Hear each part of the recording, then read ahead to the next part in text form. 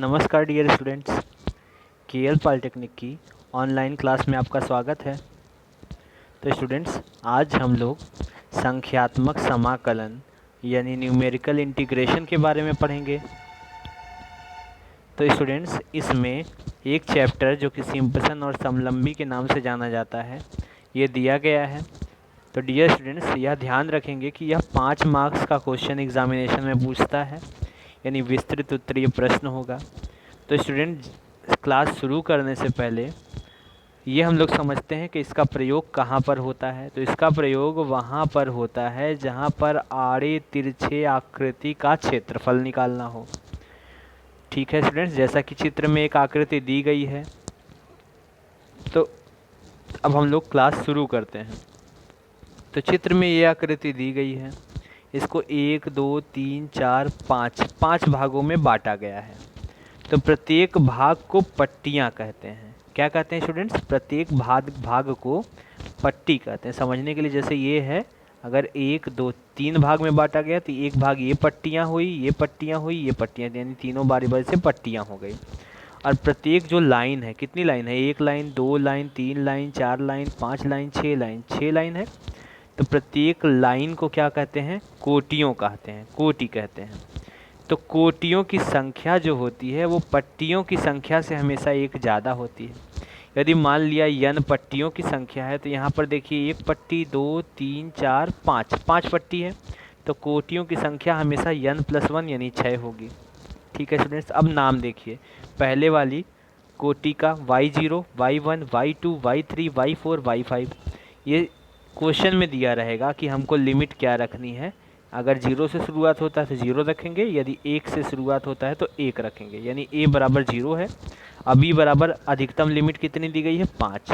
तो हमको पट्टियों की चौड़ाई, ये सूत्र में प्रयोग किया जाता है, h बराबर b माइनस a अपान में n होता है। अब इस चित्र से देखिए, यहाँ a तो हमारा 0 है और b हमारा 5 है, और n हम 1 2 3 4 5 6, n कितना है? 6 है। तो n हमारा पट्टियों की संख्या है, तो n कितना है? 1 2 3 4 5 है। तब क्या होगा? h बराबर होगा 5 माइनस 0 अपान में 5। तो 5 बटा में 5 यानी कितना आएगा? 1 आएगा। 5 बटा 5 माने क्या आएगा? 1। यानी पट्टियों की संख्या, h हमारा क्या हो गया? 1। अब हम लोग समलंबी यानी ट्रेपेजॉइडल रूल समझते हैं। तो यदि integration a to b y dx का सन्निकट मान निकालने के लिए दे दिया जाए, किसके नियम से? समलंबी के नियम से। तो सूत्र होता है h बटा 2 फर्स्ट प्लस लास्ट प्लस 2 गुणे बचा हुआ पद। 2 गुणे क्या होगा? बचा हुआ पद।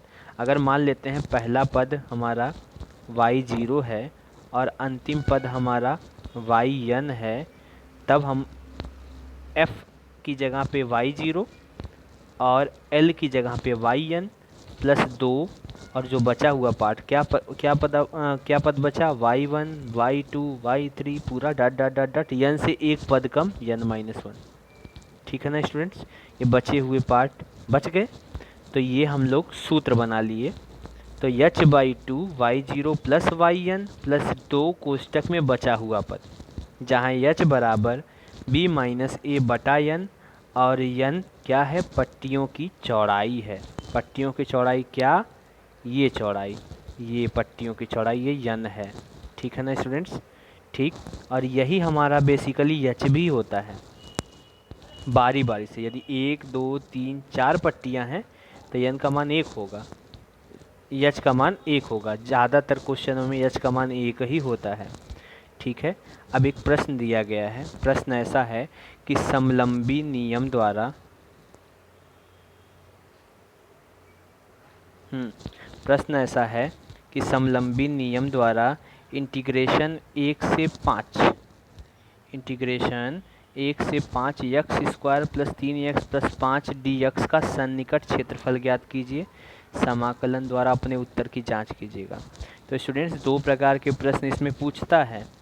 पहला प्रश्न तो हमारा वैसा होगा कि x square plus 3x plus 5, यानी पहला प्रश्न इस प्रकार होगा जैसे कि पहले में तालिका ना दिया रहे और दूसरा क्वेश्चन में तालिका दिया रहे। तो ये चीज़ों को ध्यान में रख के हमको चलना है।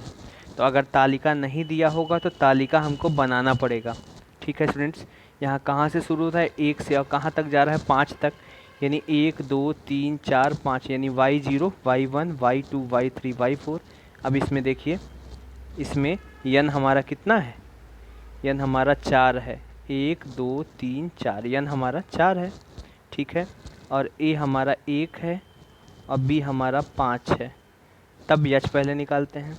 देखिए,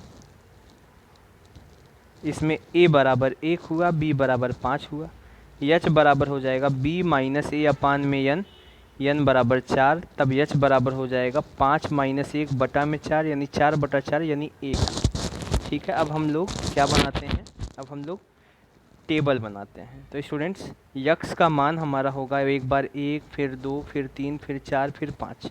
तो उसी हिसाब से y का मान निकलेगा। समीकरण दिया गया है y बराबर x square plus 3x plus 5।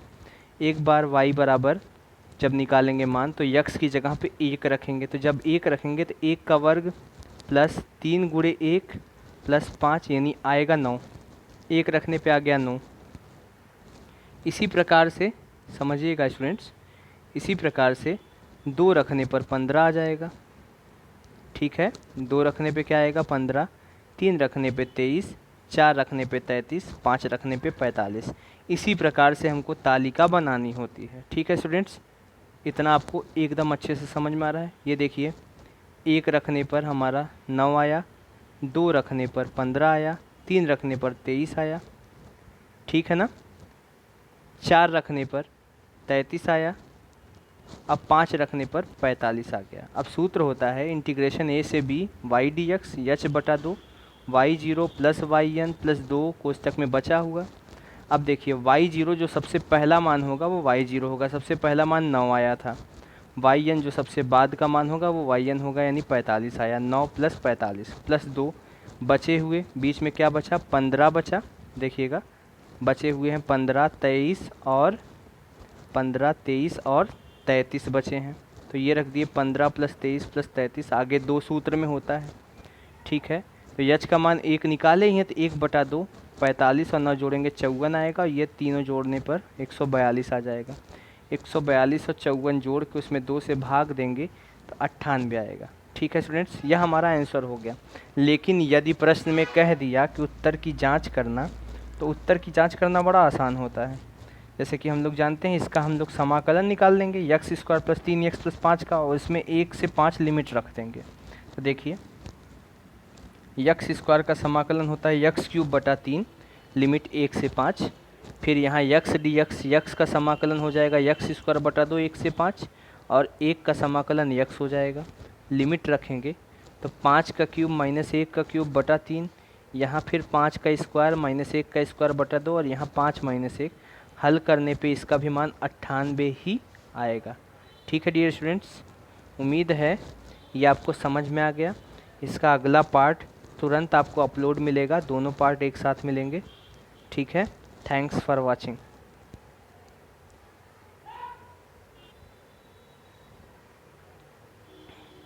हाँ, तो डियर स्टूडेंट्स, अगले पार्ट में हम लोग हाजिर हैं, तो इसको समझिएगा।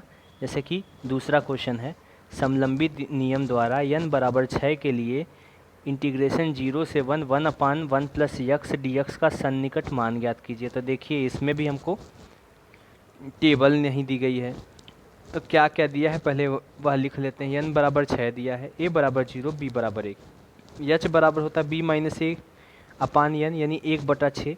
यच का मान 1/6 आएगा। अब हम लोग क्या करते हैं, अब हम लोग टेबल बनाते हैं। तो यक्स में क्या रखना है, 0 से शुरुआत हो रही है, तो एक बार 0, फिर 1, फिर 2, 3, 4, 5, 6। ठीक है ना, तो जब 0 रखेंगे, यक्स 0 बराबर 0, तो यक्स की जगह पे 0 रखेंगे तो 1/1 प्लस 0 माने 1 आ जाएगा।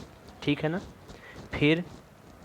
फिर हम लोग जब यहाँ पे 1 रखेंगे तो 1/1 प्लस 6 माने 6/7 हो जाएगा। फिर 1/2 1 प्लस 2/6, इस प्रकार से 2/6। तो इसको हल करेंगे तो 1/3 आ जाएगा। इस हिसाब से 2/3, फिर 3/5, फिर 6/11।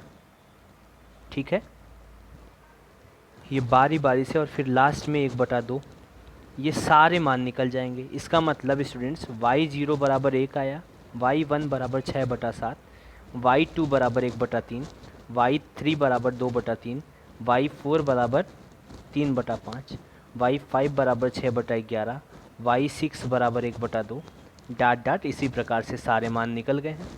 तो स्टूडेंट्स अब हम लोग सूत्र पे आते हैं। तो सूत्र है एरिया बराबर, सूत्र क्या है, एरिया बराबर integration a to b y d x बराबर h/2 y0 plus y n plus 2 y1 plus y2 plus y3 plus dot dot yn-1।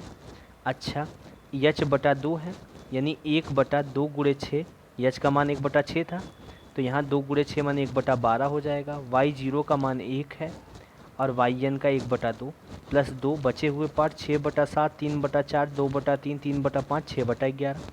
ठीक है स्टूडेंट्स, सबको दशमलव में बदलते हैं। एक में 1/2 जोड़ेंगे तो 3/2 आएगा।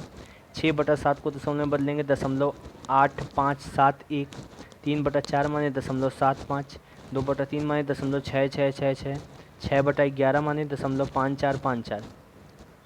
ठीक है ना। तो जब सबको जोड़ेंगे हम लोग स्टूडेंट्स, जब सबको जोड़ेंगे तो सबको जोड़ने पर क्या आ जाएगा, हल करने पे 0.6948, ये हमारा आंसर हो जाएगा। ठीक है स्टूडेंट्स, मिलता जुलता एक क्वेश्चन और, समलंब नियम से integration 1 to 5 dx/1 plus x का मान ज्ञात कीजिए। तो इसमें a बराबर 1, b बराबर 5, n बराबर 5 माइनस 1 माने 4, n बराबर 4 है ना। तो h बराबर 1 ही आएगा, h बराबर 1 आ गया। अब हम लोग तुरंत टेबल बना लेते हैं। कोटियों की संख्या हो गई हमारी 5, ठीक, क्योंकि पट्टियों की संख्या से एक ज़्यादा होती है कोटियों की संख्या, 5 हो गई। तो x 1 2 3 4 5 बारी बारी से रखेंगे तो y मिल जाएगा 1/1 प्लस x है, यानी 1/x की जगह 1 रखेंगे तो 1 प्लस 1 माने 1/2, फिर 1/3, फिर 1/4, फिर 1/5, फिर 1/6 आएगा। यानी y1 y2 y3 y4 y5 हो गया। अच्छा स्टूडेंट्स, यहाँ पे कंफ्यूज नहीं होना कि y0 और y1 मतलब हमारा पहले पद से है। जैसे y0 लिखेंगे तो y0 पहला पद होगा, y1 लिखेंगे तो y1 पहला पद होगा। सूत्र है एरिया बराबर h/2 y1 plus y5 plus 2 कोष्टक में बचा हुआ पद, तो 1/2, y1 हमारा 1/2 है, y5 1/6 है, प्लस 2, y2 है 1/3, y3 है 1/4, y4 है 1/5। ठीक है स्टूडेंट्स, इसको हल करने पे देखिए एक बार भिन्न है, इसको हल किया जाएगा। 2 और 6 का लघुत्तम 6, फिर 2 तिहाई 6, 3 एकन्नम 3, 6 एकन्नम 6, 1 फिर 2 उतार लिए, 3 4 5 कैल्शियम 60 हो गया। तो 20 तिया 60, 20 एकन्नम 20, 15 चौका 60, 15 एकन्नम 15, 12 पंचे 60, 12 एकन्नम 12, 15 और 20 जोड़ेंगे। ठीक है, 12 15 और 20 जोड़ेंगे तो 47 आएगा। 47/60 में जब 2 से भाग देंगे तो 30 हो जाएगा, और यहाँ 3 1 4/6। अब इसको हल करेंगे तो 67/30 आ जाएगा, और 67/30 गुणे 1/2 माने आएगा 67/7। स्टूडेंट्स, इसका आंसर आएगा 1.117। आंसर क्या आएगा, 1.117। एरिया है तो मीटर स्क्वायर या यूनिट स्क्वायर हो गए। तो इस प्रकार से स्टूडेंट्स समलंबी के 3 क्वेश्चन को लगवाया हमने।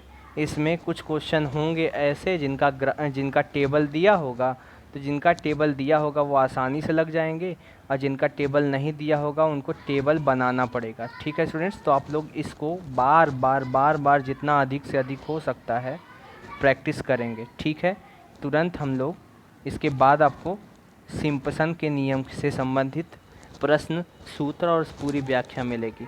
Thanks for watching.